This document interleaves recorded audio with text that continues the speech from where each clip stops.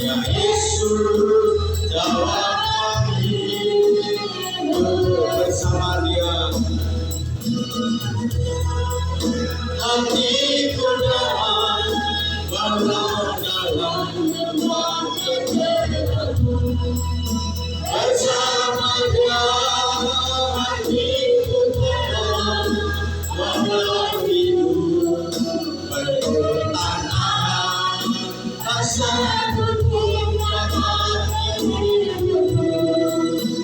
seorang pun dapat menolong. Hanya Yesus jawaban hidup. Hanya Yesus, Yesus jawaban hidup. Hanya Yesus, haleluya, jawaban hidup.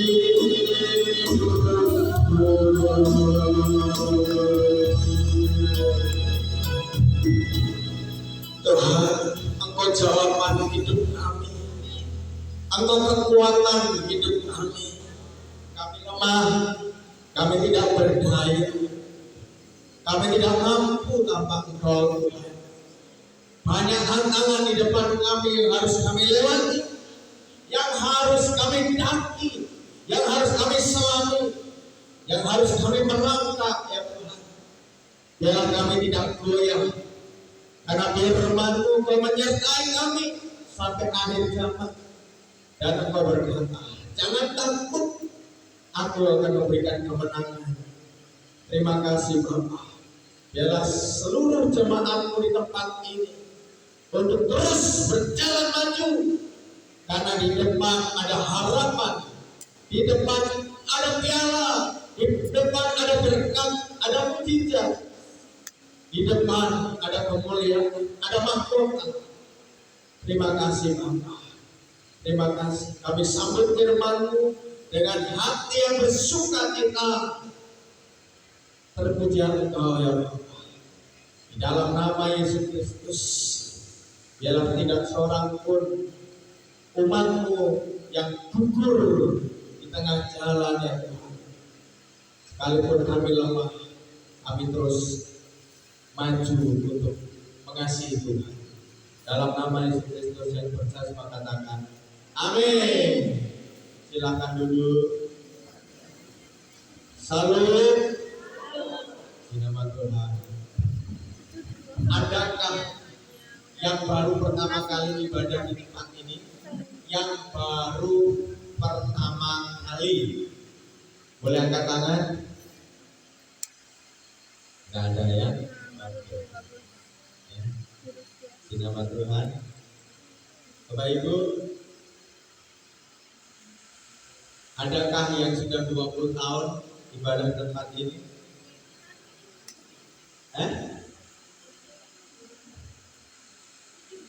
17 ya? Yang 17 tahun ya, karena gereja ini kan 17 tahun. 17 tahun angkat tangan. Iya ya, ada Pak Dulna. Berarti 2023 ulang tahun yang ke-18 ya. 18. Oke. Nah, kenapa saya berkata demikian? Ya. Karena salah satu keberhasilan itu adalah setia. Yang setuju katakan amin. Ya, salah satu keberhasilan adalah setia. Kemarin saya ngomong calon pengantin, ya, selfie sama mata, ya mata ya. Boleh berdiri dulu, biar dengar. Berdiri. Nah, ada ke sana, ke belakang. Ya, selfie, ada ke belakang, selfie. Iya. Ini nanti akan diberkati tanggal 4 ya. Tanggal 4 ya. Yang protes boleh protes sekarang. Pak, aku sudah melihat selfie itu dan pernah nikah. Boleh protes. Tunjukkan laki-lakinya. Nah, untuk kita berhasil membangun rumah tangga itu juga dibutuhkan setia. Iya, ya. Tadi malam ada full. Saya tanya, siapa yang paling lama menikah di tempat ini, angkat tangan. Angkat tangan. Ya. Ada yang sudah 32 tahun nikah. Sini siapa yang sudah 30 tahun dalam pernikahan, angkat tangan yang sudah 30 tahun. Woi, tepuk tangan tuh, lagi tinggi, 30 tahun. Woi, angkat tangan. Sama 30, 31. Yang di belakang 30, 34, 37. Wah, mantap. Sama tanya, yang 37 pernah nggak berantem Bu sama bapaknya? Pernah nggak berantem? Pernah. Pak Baroto pernah nggak berantem sama istrinya? Pernah. Tapi kenapa nggak konsleting? Ngerti maksudnya? Kesetiaan itu penting. Masalah itu tiap hari ada. Setuju nggak? Iya. Iya. Masalah itu tiap hari ada. Jadi saya mau kasih firman Tuhannya, ya di sini gaspol kerja Tuhan. Amin. Jangan mundur. Hidup ini adalah kesempatan.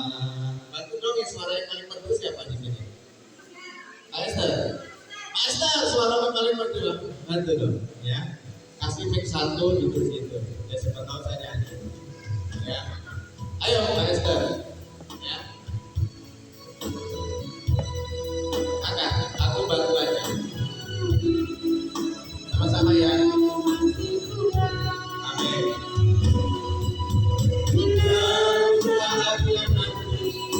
Hutan bergaya lagi, ini sudah jadi berkah.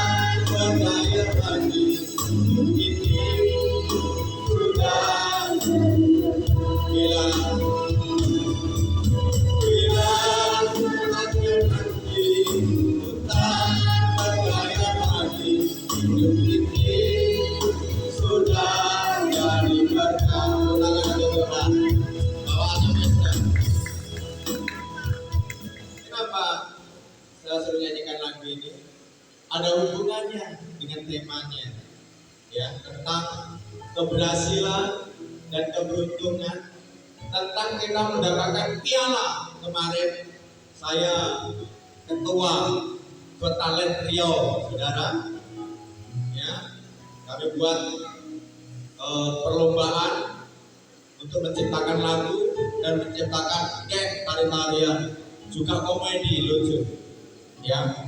Daftar ada dari Info, ada dari Dumai, Duri, banyak lah, ya.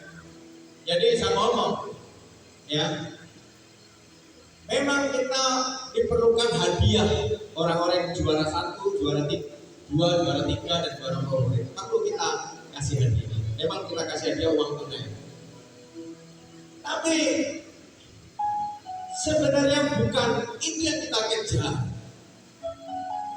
Kemenangan yang sesungguhnya adalah menyelesaikan pertandingan, bukan mundur dari pertandingan.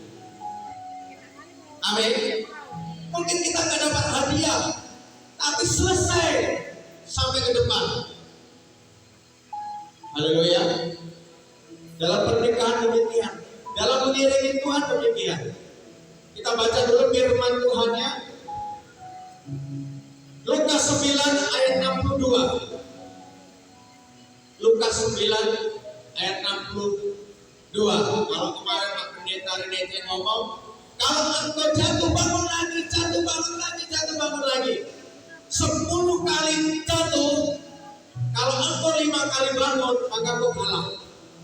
Kalau 10 kali jatuh, kalau engkau mau menang, berapa kali bangunnya? 11 kali. Mengerti? Berarti itu pemenangnya. Kalau 5 kali jatuh, supaya engkau menang, berapa kali bangunnya? 6 kali. Jatuh bangun, jatuh bangun, jatuh bangun terus. Kita baca. Tetapi Yesus berkata, setiap orang yang siap untuk membaca, untuk sekolah, untuk kuliah, untuk bekerja, untuk menikah, tetapi menoleh ke belakang, ini mencari-cari, mundur, tidak layak untuk masuk surga, tidak layak dapat hadiah, tidak layak dihormati. Makanya jadi berkat, mumpung kita sudah jadi berkat lagu tadi. Kalau sudah gak mampu tenaganya, bagaimana untuk kita maju? Ngerti maksud saya? Arti kesempatan itu ketika engkau masih muda, ketika tenaga masih kuat, ketika engkau masih bisa berjalan sendiri, tidak digotong, ya, bertandinglah, jangan menoleh ke belakang. Ketika engkau menoleh ke belakang, apalagi berjalan mundur, karena di depan ada gunung, engkau mundur. Karena di depan ada hujan, engkau mundur. Karena di jalan ada sungai, engkau mundur. Bapak Ibu, kalau ada gunung, dakilah. Ada sungai, berenanglah. Amin. Gelap, bawa obor. Hujan, bawa payung. Tuhan menunggu di depan. Kalau kita mundur, kita nggak ketemu Tuhan. Piala, hadiah, uang tunai, keberhasilan, keberuntungan ada di depan. Engkau mundur, engkau tidak berhasil. Tuhan nggak suka menoleh ke belakang. Sudah ada contoh. Siapa yang menoleh ke belakang jadi tiang garam? Ada yang tahu? Istrinya siapa? Istrinya Lot. Karena dia menoleh ke belakang, sehingga dia jadi tiang garam, dagingnya, tulangnya, rambutnya jadi garam. Karena dia mundur, dia menyerah, dia takut, dia sakit hati, dia khawatir, dia melihat di belakang mungkin lebih aman, lebih baik, di depan seolah-olah ada tantangan. Lagu tadi yang terakhir, jangan takut, ya. Walaupun kita berjalan di dalam lembah kekelaman, ketika engkau menyeberangi, ketika engkau mendaki, engkau dikasih mahkota, engkau layak masuk surga, engkau layak dapat hadiah. Setuju katakan amin. Setuju katakan amin. Jangan menoleh ke belakang. Ke 10 maju terus. Matius 28 ayat 20, saya nggak lama terbangnya. Matius 28 ayat 20.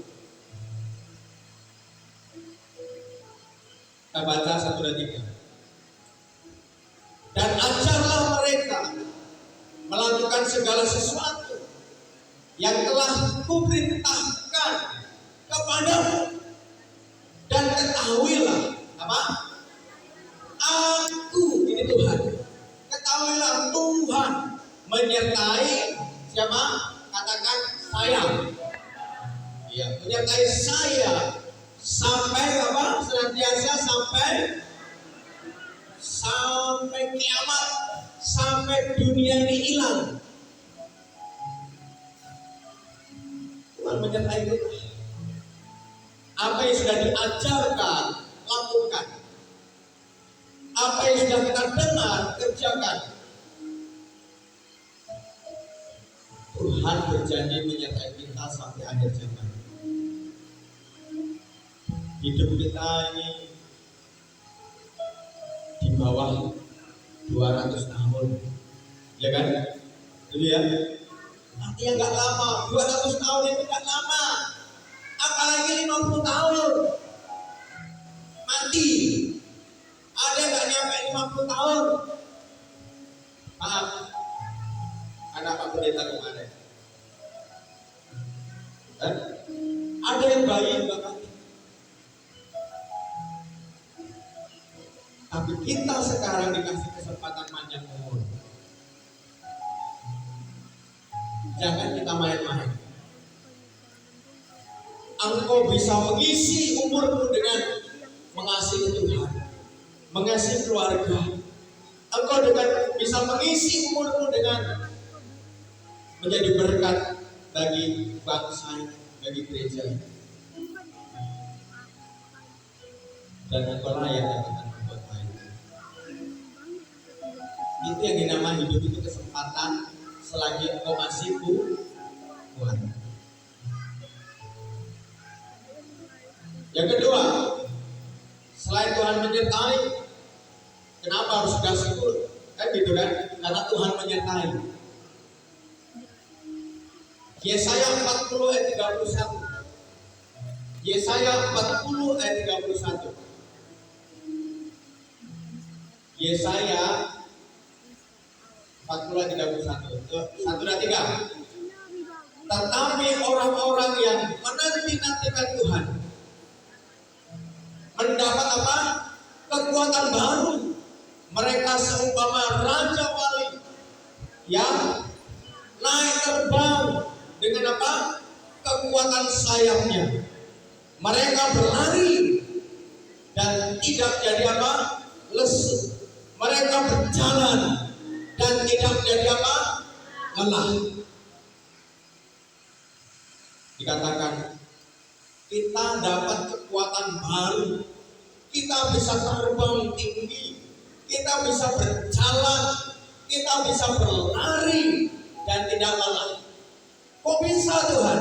Karena di situ orang-orang itu menanti-nantikan Tuhan. Katakan menanti-nantikan Tuhan. Menanti-nantikan Tuhan itu berdoa, berharap sepenuhnya kepada Tuhan. Menanti-nantikan Tuhan itu memuji, menari bagi Tuhan. Menanti-nantikan Tuhan itu membaca firman-Nya dan berkata, yes Tuhan, aku setuju dan melakukannya. Amin. Orang-orang seperti inilah yang akan diberkati Tuhan. Karena dia diberikan kekuatan baru. Karena dia diberikan sayap untuk terbang tinggi. Karena dia diberikan kaki untuk berlari. Tidak lelah. Yang setuju katakan amin. Mari Bapak Ibu, perbaiki hubungan dengan Tuhan. Kalau kita malas berdoa, kita malas baca firman Tuhan, kita malas untuk mengasihi Tuhan, ada yang salah. Diri kita mungkin sudah dirasuki oleh roh yang lain. Makanya gembala atau pendeta selalu menumpangkan tangan kepada tangan kita atau kepala kita supaya saudara dipenuhi Roh Kudus. Karena kalau kita dipenuhi Roh Kudus, Roh Allah itu membuat hati kita bersukacita, membuat tubuh kita itu kuat untuk kita terus berjuang, mengalahkan kekhawatiran, mengalahkan tantangan, mengalahkan proses demi proses. Kenapa orang berjalan mundur? Ada yang tahu? Kenapa orang berjalan mundur? Tidak selamanya mundur itu baik. Justru banyak merugikan kita.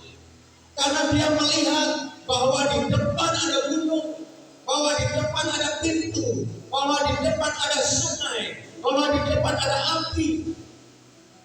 Padahal di balik itu, di sana itu ada berkat, ada kesembuhan, ada keberuntungan, ada keberhasilan, ada mahkota, ada banyak hal.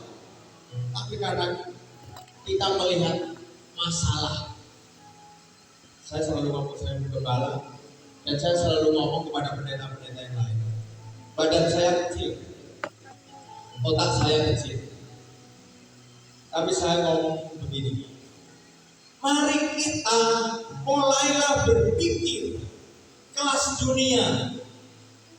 Saya terinspirasi kepada Bapak Presiden Jokowi yang badannya kecil, tapi pola pikirnya adalah dunia. Bagaimana dunia ini damai, bagaimana dunia makmur, bagaimana dunia rukun, bagaimana dunia ini sejahtera. Padahal dia kecil. Kenapa dia bisa begitu? Karena pikirannya kelas dunia. Mari kita mulai berpikir kelas dunia, jangan kelas rumah tangga atau kelas RT, kaliber kecil. Bentar-bentar sakit hati, bentar-bentar mundur, bentar-bentar mengasihi diri, bentar-bentar takut, bentar-bentar khawatir. Itu normal, tapi nggak boleh lama-lama bersarang di hati, merugikan diri kita, merugikan dirimu. Haleluya. Tuhan memberikan sayap dan kaki yang kuat. Tujuannya untuk apa? Untuk engkau bisa terbang melewati api yang ada di depanmu. Untuk engkau bisa loncat melewati sungai di depanmu. Engkau bisa mendaki gunung karena ada gunung di depanmu. Berjalanlah maju. Pak Karno bilang, ada yang ingat apa kata-kata Pak Karno? Itu juga yang membuat inspirasi saya. Berikan aku 10 apa? Pemuda. Berikan aku 10 pemuda Tuhan. Aku akan goncang dunia ini dengan 10 pemuda. Cuman 10 pemuda. Dunia ini luas dan lebar. Tapi Pak Karno hanya minta 10 pemuda. Coba bisa berpikir nggak? Untuk membangun dunia ini dibutuhkan jutaan orang. Tapi Pak Karno cuma minta 10 pemuda. Ini pola pikir, ini mindset kita. Kalau mindset kelas RT atau kelas rumah tangga nggak nyampe. Tapi kalau mindset kita, pikiran kita kelas dunia, minimal kelas kota atau provinsi, maka nyampe. Kok bisa ya 10 pemuda bisa membangun dunia? Jadi maksudnya, artinya apa? 10 pemuda ini 10 pemuda yang tidak pernah menyerah, tidak takut mati. Jadi ya, jadi dia pikirannya adalah pikiran melebihi jenderal. Itu maksudnya. Pola pikirnya bukan untuk dirinya, tetapi bagaimana untuk memajukan bangsa ini, memajukan gereja ini. Itu namanya pola pikir kelas dunia. Hatinya besar, gampang mengampuni, murah hati, lebar, tidak gampang ngambek. Itu namanya kelas dunia. Mengerti? Hanya 10 pemuda. Dan saya percaya satu-satunya pemuda yang ditemukan oleh Pak Soekarno adalah kemungkinan Pak Jokowi untuk membangun Indonesia ini, untuk membangun dunia ini. Dan aku harus berkata, Tuhan, 10 pemuda yang diminta Pak Soekarno itu salah satunya saya. Sudah harus berkata begitu. Kalau engkau gak bisa membangun kelas nasional, minimal engkau bisa bangun Rio ini. Kalau engkau gak bisa membangun kelas Rio, engkau minimal membangun kelas daerahmu di mana engkau tinggal, atau minimal gereja. Setuju katakan amin. Oleh sebab itu, hidup harus tantangan. Orang yang takut tantangan, dia tidak diberikan berkat yang besar. Tetapi orang yang berani melangkah dengan tantangan satu dia berhasil, dia akan dikasih tantangan 2 yang lebih besar. tantangan 2 berhasil, dia akan dikasih tantangan yang lebih besar, lebih tinggi, tapi hadiahnya lebih dahsyat. Mengerti maksud saya? Mengerti maksud saya? Tapi kalau tantangan 1 saja yang kecil, yang pendek, engkau sudah takut, menyerah, khawatir, ya gak dapat. Ini maksud saya. Makanya hidup itu adalah kesempatan. Kesempatan menjadi berkat bagi Tuhan dan bagi bangsa dan bagi gereja. Minimal bagi keluarga. Setuju, katakan amin. Ya. Ini fokus dulu. Dalam keadaan apapun, kau yang sekolah, yang kuliah, yang bekerja, yang berumah tangga, ketika kau terus berjalan maju, tantangan pasti ada, dan kau harus lewatin itu. Maka kau salah satu pemuda yang diminta oleh Pak Karno, orang yang tidak mudah untuk menyerah. Setuju, katakan amin. Sekarang Yesaya 41 ayat 10. Tadi Yesaya 40 ayat 31. Sekarang Yesaya 41 ayat 10. Kita baca yang keras. 1, 2, 3. Janganlah takut, sebab aku menyertai engkau. Janganlah bimbang, sebab aku ini Allahmu. Aku akan apa? Meneguhkan, bahkan akan menolong engkau. Aku akan apa? Memegang engkau dengan apa? Dengan tanganku, kata Tuhan. Yang membawa apa? Kekalahan. Membawa apa? Katakan kemenangan. Yang keras dong, kok suaranya suara kemenangan kok gitu. 1, 2, 3, kemenangan. Kurang keras, satu lagi. 1, 2, 3, kemenangan. Yes. Saya sering di YouTube atau di TikTok lihat yel-yelnya TNI Makassar, ya. Yel-yelnya TNI itu wah, apa namanya, suara yang keras, gerakannya itu pokoknya membuat setan itu takut lah. Belum ditembak udah takut sendiri. Baru yel-yel, tahu yel-yel? Cuma teriak-teriak ngomong. Ya, itu baru yel-yelnya Pak. Apalagi ditembak gitu kan. Yel-yelnya ada sudah setan kabur. Apalagi kalau sudah pasang badannya, pasang pakai arang itu. Tahu saudara? Pakai arang. Wah. Aku ini setan, kata setan. Kok ini lebih dari setan? Lari kata setan. Ini maksud saya, saudara. Ini maksud saya. Mental harus dibangun. Mental pantang menyerah. Dikatakan jangan takut, sebab aku menyertai engkau. Jangan bimbang, sebab aku ini Allahmu. Aku akan meneguhkan, bahkan akan menolong engkau. Apalagi aku akan memegang engkau dengan tangan kananku yang memberikan apa? Kemenangan. Mau ngomong apa lagi? Tuhan ini udah lengkap ngomongannya.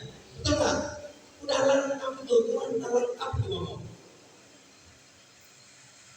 1 tahun berapa hari? 365 hari. Saudara baca di Alkitab, kata jangan takut 365 hari. Artinya dibagi 365 hari dibagi 365 hari kata jangan takut, berarti setiap hari. Artinya apa ini? Artinya ini sangat penting untuk kita jangan takut. Saya ngomong di TikTok untuk menghadapi tahun 2023. Kan becor ya gitu ya di TikTok tuh. Ada yang bilang tahun 2023 perang, tahun 2023 itu kiamat, 2023 itu nggak ada beras, nggak ada minyak. Wah, kalau nggak ada beras makan apa? Nggak ada minyak, nanti kendaraannya nggak jalan, semuanya pada dorong kendaraan. Dan semua pada makan ubi, ya saudara. Wah, benar. Ngomong 2023 persiapan kita. Yang pertama, banyak berdoa dan banyak bersyukur. Tak usah ngoceh. Banyak doa, banyak bersyukur apapun yang terjadi. Yang kedua, itu apa? Jangan gengsi. Ngerti? Jangan gengsi.